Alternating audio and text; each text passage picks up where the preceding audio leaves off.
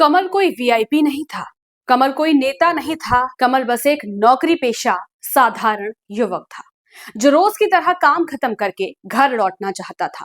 लेकिन दिल्ली की सड़कों ने और सिस्टम की लापरवाही ने उसे घर पहुंचने नहीं दिया। आज हम एक खबर नहीं सुना रहे हैं, आज हम एक सवाल पूछ रहे हैं, आखिर कब तक? कमल एचडीएफसी बैंक रोहिणी में काम करते थे। गुरुवार रात 11 बजे शिफ्ट खत्म हुई। 11:30 बजे उन्होंने घर पर फोन किया, मैं जनकपुरी डिस्ट्रिक्ट सेंटर में हूँ, घर आ रहा हूँ। घर वालों ने खाना गर्म रखा, दरवाजा खुला रखा और भरोसा रखा कि बस बेटा आता ही होगा।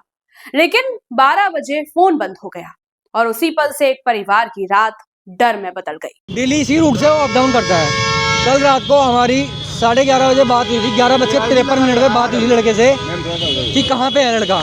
उसने बोला कि मैं डिस्ट्रिक्ट सेंटर पहुँच गया हूँ, ठीक है, पीरागढ़ी क्रॉस करके डिस्ट्रिक्ट सेंटर पहुँच गया हूँ। डिस्ट्रिक्ट सेंटर पहुँचने के बाद उसने बोला मुझे 15 मिनट लगेंगे मैक्सिमम, मैं घर पहुँच जाऊँगा, ठीक है।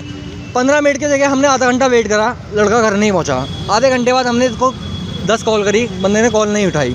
हमें चिंता हुई, हम उसको ढूंढने निकले, हमें लड़का नहीं मिला। हमने जनकपुरी थाने में यहाँ पे कंप्लेंट लिखवाने गए, इन्होंने कंप्लेंट नहीं लिखी हमारी। इन्होंने कंप्लेंट लिखे साफ मना कर दिया। इन्होंने बोला कि 24 घंटे बाद हम कंप्लेंट लिखेंगे आपकी जनकपुरी थाने में यहाँ पे। उसके बाद इन्होंने हमने बोला कि सर कुछ मत करिए, हमारी जो फ़ोन बज रहा है वो फ़ोन बज रहा है, उसकी रिंग कम से कम जब तक फ़ोन स्विच ऑफ हो जाए उससे पहले उसकी लोकेशन पता करके हमें बता दीजिए कंप्लेंट। इन्होंने लोकेशन पता करी, हमें लोकेशन भेजी और उसका लोकेशन डिलीट कर दी। हम वो लोकेशन खोल भी नहीं पाए, इन्होंने डिलीट कर दी लोकेशन। हमने दोबारा गए, इन्होंने बोला हम आपको लोकेशन नहीं देते, ये कॉन्फिडेंशियल वो है, ठीक है। हमें चलो ठीक है। इन्होंने फिर हमें बोला कि इस दायरे के 200 मीटर के अंदर यहाँ पे आपको फ़ोन है, आप ढूंढ लीजिए। इस दायरे के यहाँ पे पार्क के अंदर बताया इन्होंने। फिर उन्होंने अपने 2 कर्मचारी भेजे हमारे साथ, उन्होंने पार्क ढूंढवाया। पार्क में कुछ नहीं था।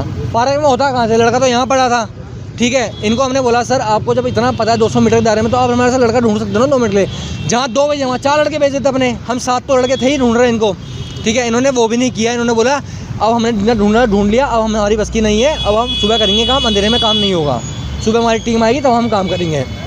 हमने बोला कंप्लेंट लिख लो, कंप्लेंट भी नहीं लिखी। इन्होंने बोला कंप्लेंट लिखवाने सुबह 11 बजे आना, ठीक है। अब 11 बजे क्या कंप्लेंट लिखवाएं, लड़का चले गया हमारा, क्या करे कंप्लेंट काम। हम रात को भी उसके बाद इन्होंने नहीं लिखा, हमें लगा चलो इन्होंने लिखा कोई और तो लिखेगा। हम वापस यहाँ से ऑफिस गए इसके रोहिणी, जहाँ लड़का काम करता था, वहाँ से लेके सागरपुर थाने तक 6 थानों में हमने कंप्लेंट लिखाने की कोशिश करी। इनमें से एक भी थाने ने कंप्लेंट नहीं लिखी है। कितने थाने? 6 थाने, एक भी थाने ने कंप्लेंट नहीं लिखी है। 7वां थाना यहाँ पे सागरपुर में। अभी जाते हुए जब हमें कुछ नहीं मिला, 7 बजे हम घर जा रहे थे, हमने लास्ट ट्राई किया सागरपुर थाने में कंप्लेंट लिखवाने का।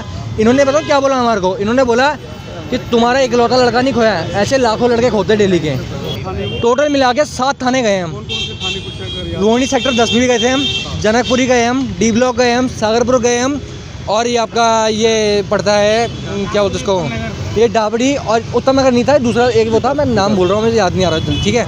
7 में से किसी ने भी कंप्लेंट नहीं लिखी है। सब ने सिर्फ क्या किया है, लड़के का नाम बता दो, लड़के के बाइक नंबर बता दो, लड़के का फ़ोन नंबर बता दो, लड़के की फ़ोटो दे दो, हम व्हाट्सएप ग्रुप में शेयर कर देते हैं। और सुबह कमल की बाइक और कमल का शरीर एक खुले गड्ढे में पड़ा मिला। वो गड्ढा जिसे दिल्ली जल बोर्ड ने खोदा और फिर 4 दिन तक खुला छोड़ दिया। सुबह करीब 8:30 बजे राहगीर जगजीवन शर्मा की नजर गड्ढे में पड़ी। उन्होंने पीसीआर को कॉल किया, तब पुलिस आई, तब फायर डिपार्टमेंट बुलाया गया, तब जाकर कमल की बॉडी बाहर निकाली गई। और चश्मदीद ने साफ कहा ये गड्ढा 4 दिन से खुला था, 4 दिन। लेकिन न बैरिकेटिंग, न चेतावनी बोर्ड, न लाल झंडी, न कोई जिम्मेदारी। हर बार कहा जाता है दुर्भाग्यपूर्ण हादसा, लेकिन सवाल ये है, अगर गड्ढा भरा होता तो क्या कमल मरता? अगर चेतावनी होती तो क्या कमल गिरता?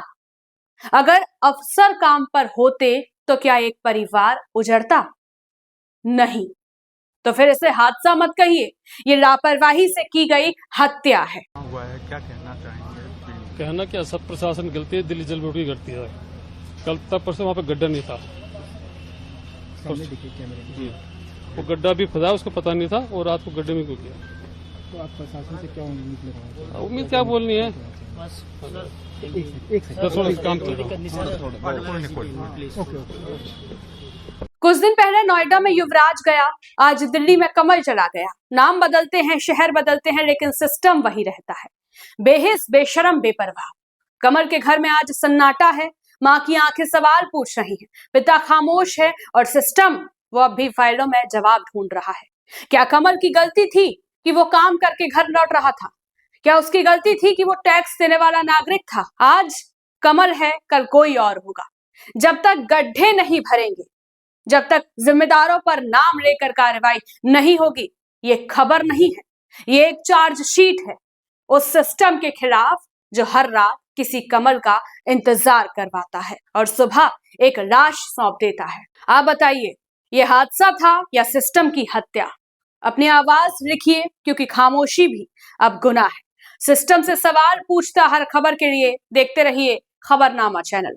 सब्सक्राइब करना बिल्कुल मत भूलिएगा।